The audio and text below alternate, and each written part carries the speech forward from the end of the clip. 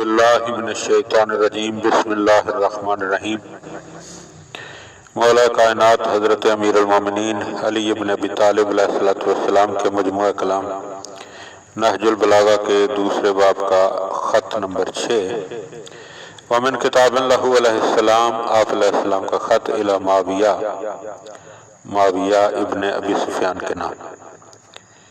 انہو بایعنی القوم الذین بایعوا ابا بکر و عمر و عثمان علی ما بایعوہم علیہ، جن لوگوں نے ابو بکر، عمر اور عثمان کی بیعت کی تھی، انہوں نے ہی میرے ہاتھ پر اسی اصول کے مطابق بیعت کی جس اصول پر وہ ان کی بیعت کر چکے تھے۔ فلم یکن للشاہد ان یختار ولا للغائب ان یرد،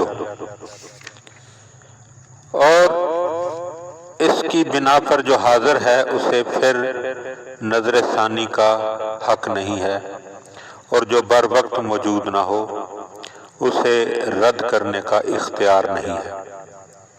وَإِنَّمَا الشُّورَىٰ لِلْمُهَاجِرِينَ وَالْأَنصَارِ، کیونکہ شورا کا حق صرف مہاجرین اور انصار کو حاصل ہے۔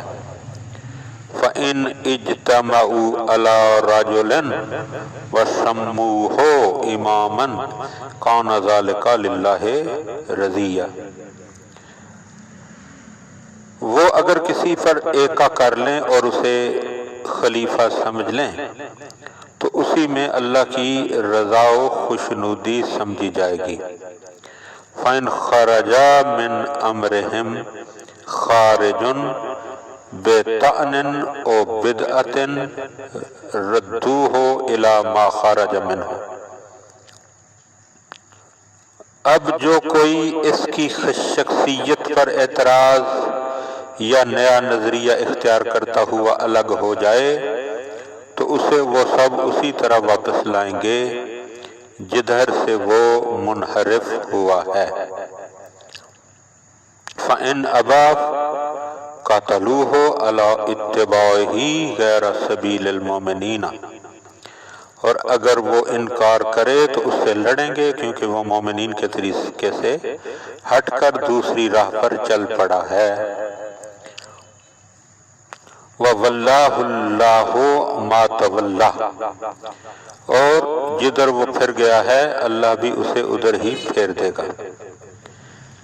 وَلَعُمْرِي يَا مُعَاوِيَةُ لَئِن نَظَرْتَ بِعَقْلِكَ دُونَ هَوَاكَ لَا تَجِدَنِي أَبْرَأَ النَّاسَ مِن دَمِ عثمان، اور اے معاویہ میری جان کی قسم، اگر تم اپنی نفسانی خواہشوں سے دور ہو کر عقل سے دیکھو تو سب لوگوں سے زیادہ مجھے عثمان کے خون سے بری پاؤ گے۔ وَلَتَعْلَمَنَّ أَنِّي كُنْتُ فِي عُزْلَةٍ عَنْهُ إِلَّا أَن تَتَجَنِّي فَتُجِنَّ مَا بَدَا لَكَ وَسَلَامٌ،